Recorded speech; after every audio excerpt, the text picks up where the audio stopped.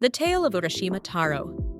A long time ago, in a quiet seaside village, there lived a kind-hearted and gentle fisherman named Urashima Taro.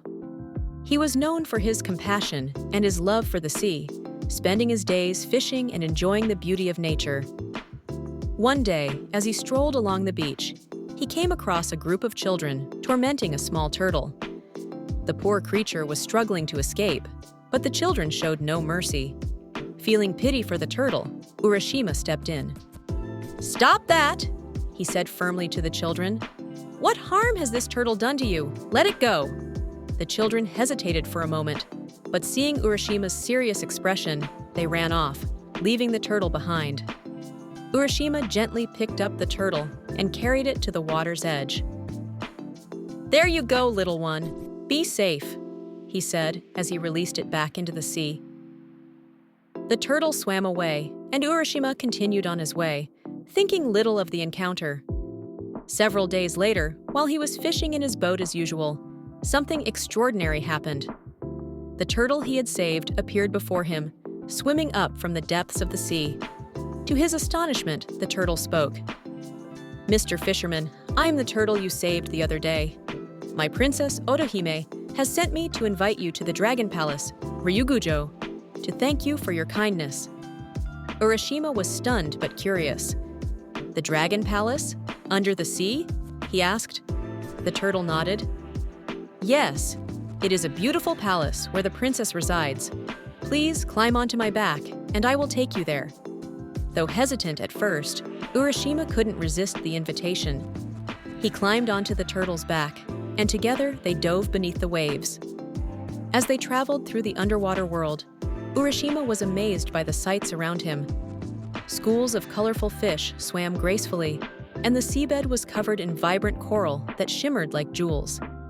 Soon they arrived at the Dragon Palace, a magnificent structure that seemed to glow with an otherworldly light. The walls were made of coral, and pearls sparkled like stars. It was a place unlike anything Urashima had ever seen. At the entrance, he was greeted by Princess Otohime, the most beautiful woman he had ever laid eyes on. Her smile was warm and welcoming. "Welcome, Mr. Urashima," she said. "Thank you for saving my turtle. Please stay here and enjoy yourself as long as you wish." Urashima was treated like an honored guest. He was served delicious food and entertained by graceful dancers and musicians. The days passed in a blur of joy and wonder. The beauty of the palace and the kindness of the princess made him feel as though he were living in a dream. Time seemed to lose all meaning, and Urashima forgot about the world above. However, after what felt like several years, a thought suddenly struck him. He remembered his old village, his home, and his mother, who must have been waiting for him. A wave of longing washed over him, and he realized it was time to return. He approached the princess and explained his feelings. "Princess Otohime, I have had the most wonderful time here, but I must go back to my village. My mother is waiting for me, and I cannot stay any longer." The princess looked sad, but understood his decision. "If you must go, I will not stop you," she said. As a parting gift, she handed him a small, ornate box tied with a silk ribbon. "This is the tamate bako, a magic box.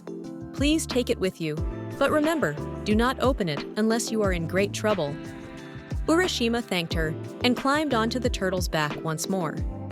The turtle carried him back to the shore, and Urashima waved goodbye as it disappeared into the sea. But as he turned to look at his village, he was struck by a strange and unsettling sight. Everything had changed. The houses were different, the people were unfamiliar, and his own home was nowhere to be found. Confused and heartbroken, Urashima sat down on the beach, clutching the tamate bako. What has happened? How could everything change so much? He wondered. Unable to make sense of it all, he finally gave in to his curiosity and decided to open the box, hoping it might hold some answers. As soon as he untied the ribbon and lifted the lid, a white smoke poured out and surrounded him. In an instant, he felt his body change. His back bent, his hair turned white, and his face became wrinkled. He had aged hundreds of years in a matter of moments. It was then that he realized the truth. While he had been enjoying the timeless beauty of the Dragon Palace, centuries had passed in the world above. His village, his family, and everything he had known were long gone.